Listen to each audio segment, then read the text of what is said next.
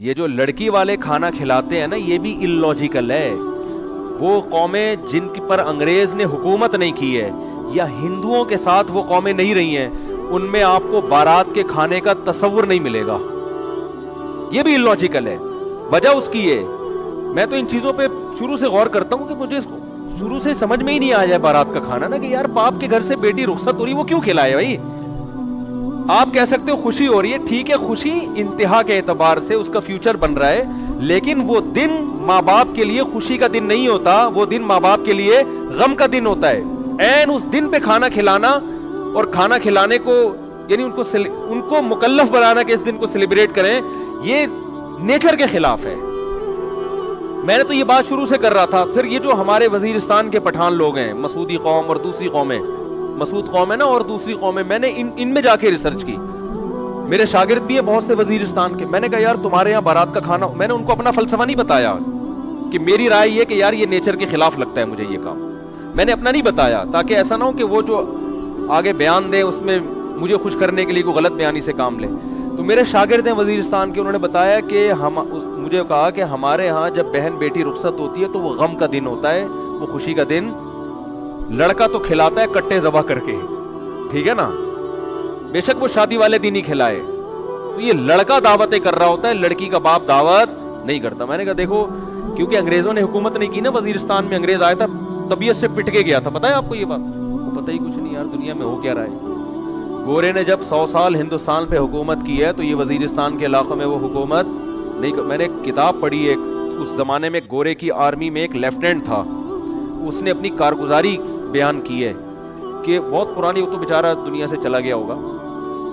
تو اس نے کارگزاری بیان کی کہ ہندوستان سے جب ہم آتے تھے نا ادھر کے پی کے سے ہوتے ہوئے ادھر وزیرستان کی طرف آتے تھے تو کتنے پاپڑ یعنی ہمیں بیلنے پڑتے تھے. اس نے بتایا کہ ایسی قوم تھی کہ انگریز جہازوں کی بمباری کر کے ان کے گھر گرا رہے ہوتے تھے، پھر بھی تسلیم نہیں ہوتی تھی. یہ پہاڑوں پہ عورتیں بچے اپنے گھروں کو تباہ ہوتے ہوئے دیکھتے تھے مگر ہتھیار نہیں ڈالتے تھے.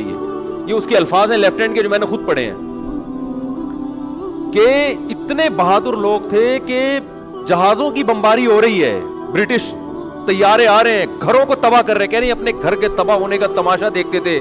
پہاڑوں پہ عورتیں اور بچوں کو لے جاتے تھے بمباری سے بچنے کے لیے، لیکن یہ ہتھیار ڈال کے تسلیم نہیں ہوتے تھے.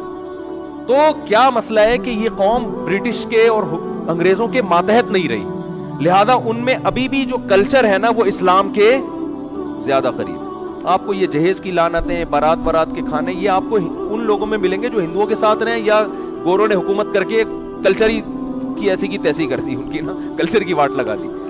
تو آپ کو ان علاقوں میں ابھی بھی نہیں ملے گا. تو وہاں وہ نہیں، نہ جہیز ہے وہاں پہ، اور نہ وہاں آپ کو یہ ملے گا کہ بارات کے کھانے ملیں گے.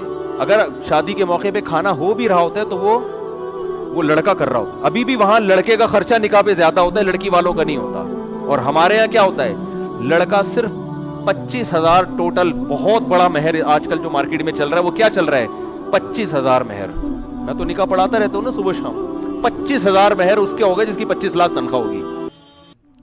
سکہ رائج الوقت بھی لکھا ہوا ہوتا ہے آگے سے، کہیں ایسا نہ ہو روپے سے کوئی اور ملک کی کرنسی مراد لے لیجیے. سکہ وہ والے 25,000 جو مارکیٹ میں چل رہے ہیں جس سے 6 درجن انڈے آ سکتے ہیں یا تھوڑا زیادہ کر لیں آپ.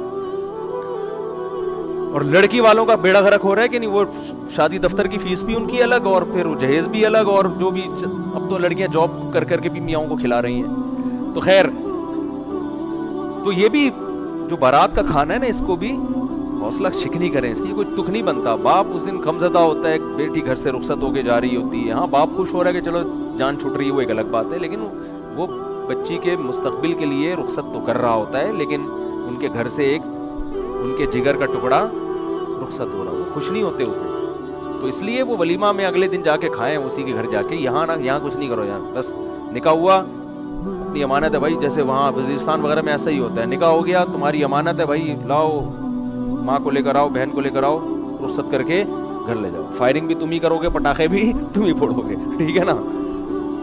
فائرنگ بھی کرو، پٹاخے بھی پھوڑو، جو بھی کرنا ہے. اگلے دن ولیمہ بھی تمہارے گھر ہوگا. آ رہے ہم لوگ بھی وہیں پہنچ جائیں گے، آپ کے مہمان ہیں، ہم آ جائیں گے کھانے کے. تو یہ بالکل ہی الٹی کہانی چل رہی ہے، کچھ کھوپڑی میں آنے والی نہیں ہے.